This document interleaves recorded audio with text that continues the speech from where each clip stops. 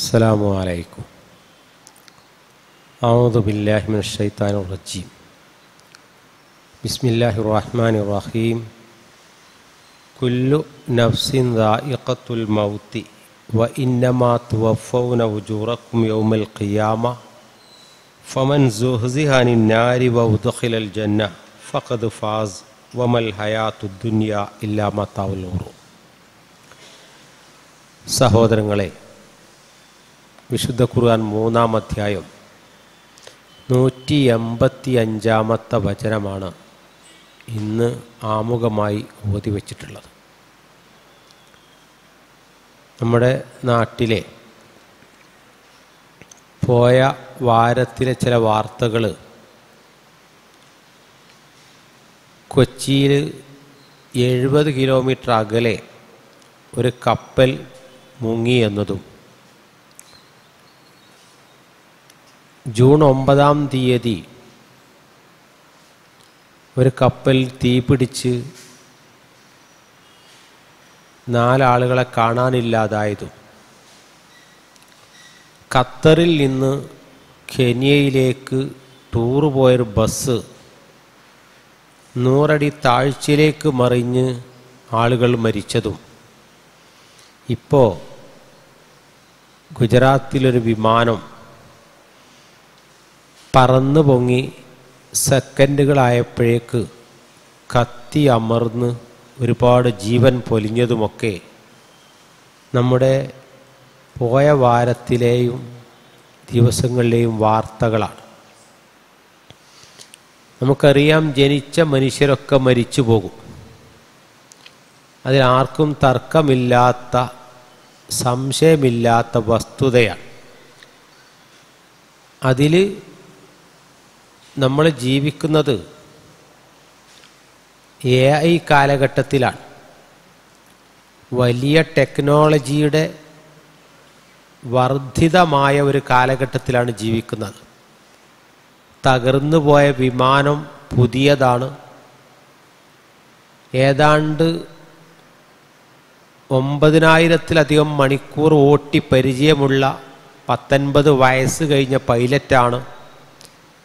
എല്ലാം മികച്ചതാണെങ്കിലും ഇതിൻ്റെയൊക്കെ അപ്പുറത്ത്, നമ്മുടെ കരങ്ങൾക്കപ്പുറത്ത് ചില ശക്തികളുണ്ട് എന്നും, എല്ലാം തകർന്നു പോകുന്ന ഒരു അവസ്ഥ മനുഷ്യരെ ബോധ്യപ്പെടുത്തുന്നതാണ് ഇത്തരം പ്രതിഭാസങ്ങളൊക്കെ വിശ്വാസികളുടെ ഉള്ളുണർത്തേണ്ടത്.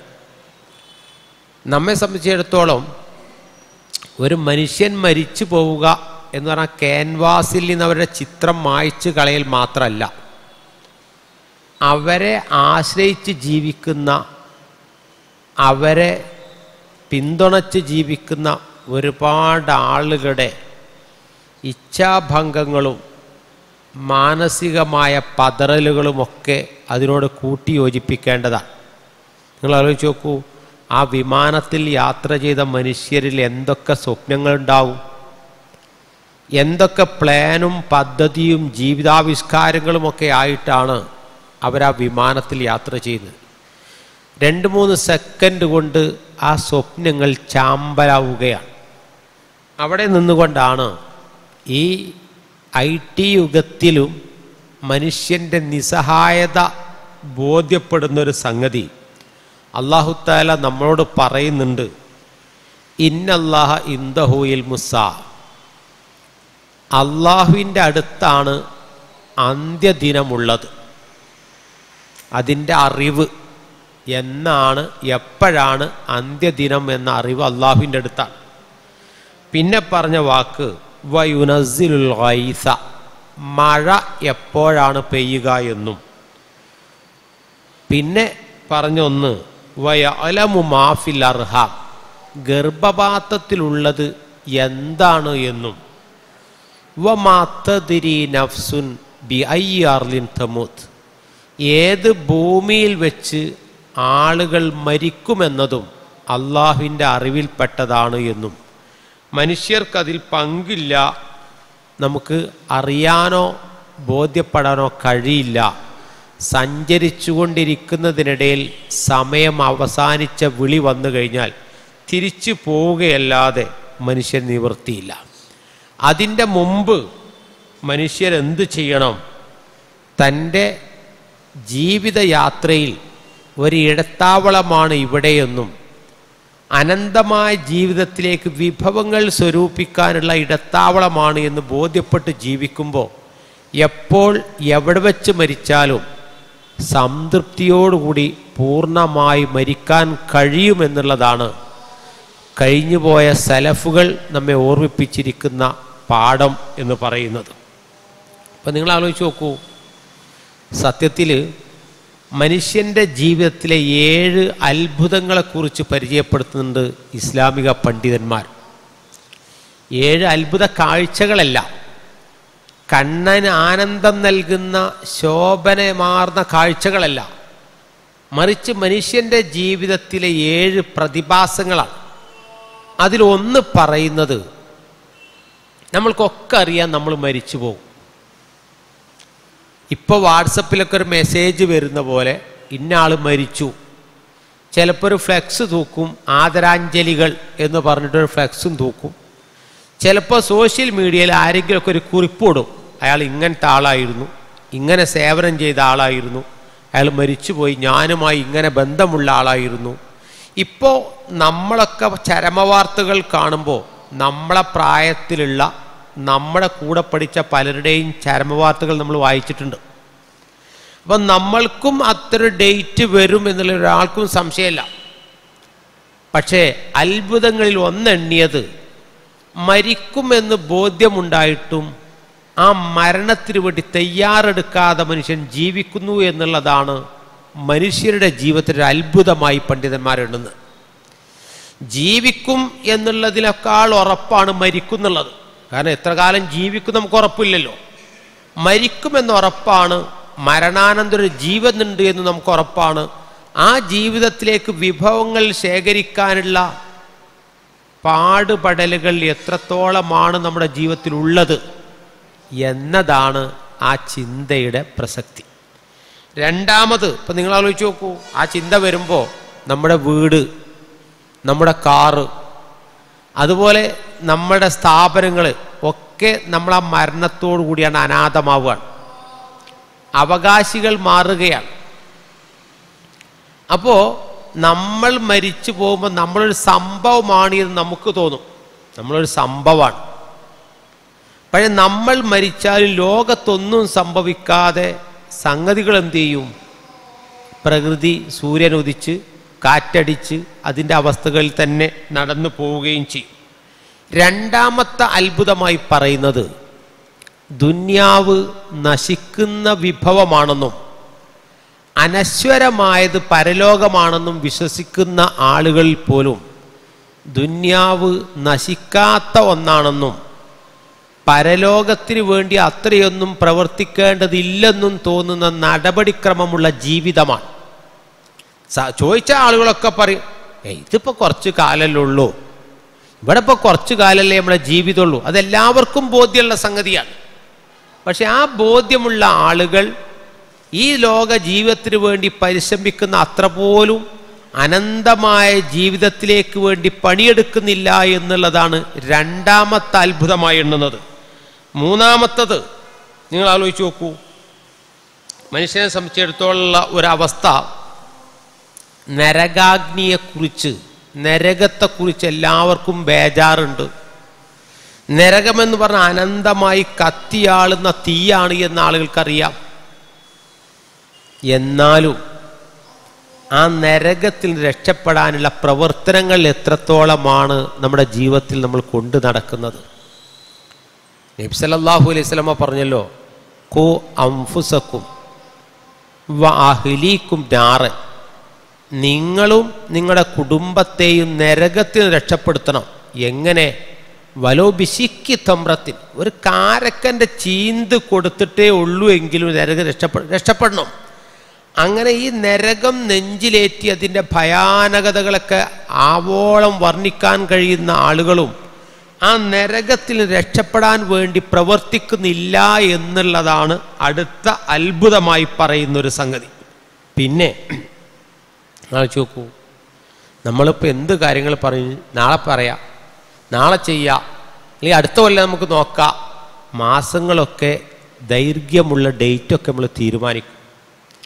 നമുക്കറിയാം നമുക്കില്ലാത്തത് സമയമാണ്. നമ്മളെ സമയം എപ്പോഴാണ് അവസാനിക്കുക നമുക്കറിയില്ല. നമ്മൾ ഉറപ്പിച്ചും തറപ്പിച്ചും നാളെ കാണാം, നാളെ മാർക്കറ്റിൽ നിന്ന് കാണാം, നാളെ അല്ലെങ്കിൽ അവിടുന്ന് കാണാം, നിങ്ങളങ്ങോട്ട് എത്തിക്കോളി എന്നൊക്കെ പറയുമ്പോൾ ഒരു ഇൻഷാ അല്ലാഹ് പോലും മനുഷ്യൻ പറയുന്നില്ല. മനുഷ്യനെ സംബന്ധിച്ചിടത്തോളം അവരുടെ ഖജനാവിൽ അവർക്ക് ഒന്നും സ്വയത്തമല്ല. അപ്പം നമ്മൾ വാങ്ങണമെന്ന് ആലോചിച്ച് നോക്കൂ, ഒരു ഇലക്ട്രോണിക് സാധനത്തിന് ചിലപ്പോൾ 2 വർഷത്തെ ഗ്യാരണ്ടിയും വാറണ്ടിയും ഒക്കെ ഉണ്ടാവും. പക്ഷേ ആ ഗ്യാരണ്ടി എഴുതുന്ന മനുഷ്യന് 2 മണിക്കൂറിൻ്റെ ഗ്യാരണ്ടി പറയാൻ കഴിയില്ലല്ലോ. അയാൾ നമുക്ക് സീല് വെച്ച് ഗ്യാരണ്ടി പേപ്പർ കയ്യിൽ തരും. 2 വർഷം എവിടുന്ന് കമ്പനീൻ്റെ ആളുകൾ നിങ്ങൾക്ക് വരും എന്നാ പറയാം. പക്ഷേ ഈ എഴുതുന്ന ആൾക്ക് എന്താ ഗ്യാരണ്ടി ഉള്ളത്? അപ്പം നമ്മളെ സംബന്ധിച്ചിടത്തോളം നമുക്കൊരു ഗ്യാരണ്ടിയും ഇല്ലാത്ത ഒരു ജീവിതമാണ് നമ്മുടേത്. നമ്മൾ ഈ ശ്വാസം നിന്നുപോയാൽ, ഇപ്പം സംസാരിച്ച് കഴിഞ്ഞൊരു മനുഷ്യൻ കുറച്ച് കഴിയുമ്പോൾ ഫോൺ ഒരാൾ മരിച്ചു കേട്ടോ, കുഴഞ്ഞു വീണ് മരിച്ചു. അത്ര എളുപ്പമാണ് മനുഷ്യൻ മരിക്കാൻ. പക്ഷേ നമ്മളെന്നാലും വർഷങ്ങളോളം നമുക്ക് അല്ലാഹുത്തആല സമയം അനുവദിച്ചു തന്നിരിക്കുന്നു എന്നുള്ള നിലക്ക് പ്രവർത്തന രംഗങ്ങളുടെ ബാഹുല്യങ്ങളെ കൊണ്ട് മതകീയമായ ജീവിതത്തിന് സമയം നഷ്ടപ്പെടുക. അവിടെയാണ് അടുത്തത്. പിന്നെ നിങ്ങൾ ആലോചിച്ച് നോക്കൂ, നമുക്കറിയാം കാര്യങ്ങളൊക്കെ നടത്തി തരുന്നത് ആരാ? അള്ളാഹു ആണ് നമുക്കറിയാം. അപ്പൊ അള്ളാഹു ചിലത് നമുക്ക് ചെയ്തു തന്നിട്ടില്ലെങ്കിൽ അള്ളാഹ് അറിയാത്തത് കൊണ്ട് നഷ്ടപ്പെട്ടതല്ല അത്. പക്ഷെ നമ്മൾ എന്ത് ചെയ്യുന്ന കാര്യങ്ങൾ, നഷ്ടപ്പെട്ട നമ്മൾ ലക്ഷ്യം വെച്ച ഒന്ന് കിട്ടാതിരുന്നു കഴിഞ്ഞാൽ ജീവിതം മുഴുക്കെ ആ നഷ്ടങ്ങൾ ഇങ്ങനെ പരിഭവം പറഞ്ഞുകൊണ്ടിരിക്കും. എനിക്കത് കിട്ടിയില്ലല്ലോ, ഞാൻ അങ്ങനെയൊക്കെ നോക്കിയിട്ട് എനിക്ക് അവിടെ എത്താൻ കഴിഞ്ഞില്ലല്ലോ, ഇങ്ങനെയൊക്കെ ഞാൻ അതിന് ആസൂത്രങ്ങൾ നടത്തിയിട്ട് എൻ്റെത് പാളിപ്പോയല്ലോ. നിങ്ങൾ ആലോചിച്ച് നോക്കൂ, നമ്മൾ ചോദിക്കാതെ റബ്ബ് നൽകിയ എത്ര നിയമത്തുകളുണ്ട് നമുക്ക്. നമ്മൾ ആഗ്രഹിക്കാതെയും ചോദിക്കാതെയും ആവശ്യപ്പെടാതെയും അള്ളാഹു നൽകിയ എത്ര നിയമത്തുകൾ ആസ്വദിച്ചും അനുഭവിച്ചും നമ്മൾ ജീവിക്കുന്നത്. അതെങ്ങാനും റബ്ബ് നമ്മളോട് ചോദിക്കാതെ തിരിച്ചെടുത്തു പോയാൽ പകച്ചു പോകും, നമ്മൾ ആകെ അന്താളിച്ചു പോകും. ഈ അനുഭവിച്ച സുഖങ്ങൾ ഒരു നിമിഷം നഷ്ടപ്പെട്ടു പോയാൽ. പക്ഷേ കിട്ടാത്തതിൽ പരാതിയും പരിഭവമായി നടക്കുമ്പോൾ നമ്മൾ തന്നെ പറയും ഒക്കെ അള്ളാൻ്റെ കയ്യിലാണ്. പക്ഷെ അത് പറയൽ എപ്പോഴാ? നിങ്ങൾ നമ്മൾക്ക് നിയമത്തുകൾ ഇങ്ങനെ അടിക്കടി വരുമ്പോഴാണ്. തിരിച്ചടികളും പരീക്ഷണങ്ങളും വരുമ്പോൾ അത് അള്ളാഹുവിൻ്റെ അടുത്തുള്ളതാണ്, അള്ളയാണ് തരുന്നത് എന്ന് മനസ്സിനെ ബാലൻസ് ചെയ്യിപ്പിക്കാൻ കഴിയാത്തൊരവസ്ഥ. 6ാമത്തെ അത്ഭുതമായി പണ്ഡിതന്മാർ പറഞ്ഞത് നമുക്കൊക്കെ അറിയാം, അദ്വ മുബീൻ, വ്യക്തമായി നിങ്ങളുടെ ശത്രു ആരാണ് എന്ന് ചോദിച്ചാൽ എല്ലാവരും പറയും പിശാചാണ് ശത്രു. മനുഷ്യൻ്റെ ഏറ്റവും വലിയ എതിരാളി പിശാചാണ് എന്ന് അള്ളാഹ് നമ്മളോട് പറയുന്നു. പക്ഷേ ജീവിതത്തിൽ പലരും ആ പിശാചിനെ തോളിൽ കൈയിട്ട് നടക്കുകയാണ്. പിശാചിൻ്റെ കൽപ്പനകൾ കേട്ട് പിശാചിൻ്റെ പാത പിൻപറ്റി ഋജുവായ വക്രതയില്ലാത്ത മതത്തിൻ്റെ പാതയിൽ നിന്ന് പല മോഹങ്ങളെയും പല ആഗ്രഹങ്ങളെയും സഫലീകരിക്കാൻ വേണ്ടി വഴിവിട്ട് ജീവിക്കാൻ. അപ്പം നിങ്ങൾ ആലോചിച്ച് നോക്കൂ, അവിടെ നമ്മളെ കൂട്ടാളിയായി ഇപ്പം നമ്മൾ ഹജ്ജിനൊക്കെ പോയ എറിഞ്ഞാട്ടിയാണല്ലോ പോരുന്ന പിശാചിനെ. ജംറയിൽ കല്ലെറിഞ്ഞ് എറിഞ്ഞാട്ടിപ്പോന്ന് അറഫയിൽ നിന്നൊക്കെ കരഞ്ഞ് പ്രാർത്ഥിച്ച് മാക്സിമം പരവശരായി പ്രാർത്ഥിക്കും. അതൊക്കെ ആ ഹജ്ജ് കഴിഞ്ഞ് ഇവിടെ വന്ന് സാധാരണ ജീവൻ നയിച്ച് 2-3 കൊല്ലം കഴിഞ്ഞാൽ ആ അറഫയിൽ നിന്ന് പ്രാർത്ഥിച്ചതും ഓർമ്മ ഉണ്ടാവില്ല, ആ ജംറയിൽ കല്ലെറിഞ്ഞതും ഓർമ്മ ഉണ്ടാവില്ല. വീണ്ടും അവൻ പഴയ ജീവിതത്തിലേക്ക് തിരിച്ചു വരും. എന്നാൽ അള്ളാഹ് പറഞ്ഞു നിങ്ങളുടെ മുഖ്യ ശത്രുവാണ് പിശാച്. ഫത്തഹിദൂഹു അദുവൻ, അതുകൊണ്ട് ജീവിതത്തിൽ എപ്പോഴും ശത്രുവായി തന്നെ അവനെ സ്വീകരിക്കണം. ഒരു കോംപ്രമൈസും ഇല്ല, വിട്ടുവീഴ്ച ചെയ്യരുത്. നിങ്ങളെ നരകത്തിൽ ചാടിക്കും അവൻ എന്ന് പറയുകയാണ്. 7ാമത്തെ അത്ഭുതമായി പറഞ്ഞത് മനുഷ്യൻ്റെ ജീവിതത്തിൽ സ്വർഗം എല്ലാവർക്കും ഏറെ കുളിർമ നൽകുന്നൊരു പദം.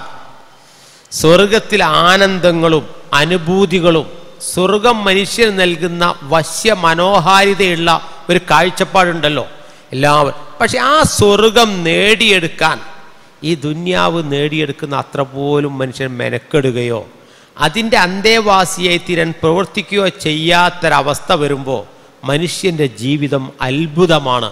നിങ്ങൾ നോക്കൂ, നമ്മളിപ്പോൾ ഇന്നടുത്ത് പോയാൽ ഇത്ര ലാഭത്തിൽ നമുക്ക് കിട്ടുമെന്ന് പറഞ്ഞാൽ മനുഷ്യൻ അങ്ങോട്ട് പോവും.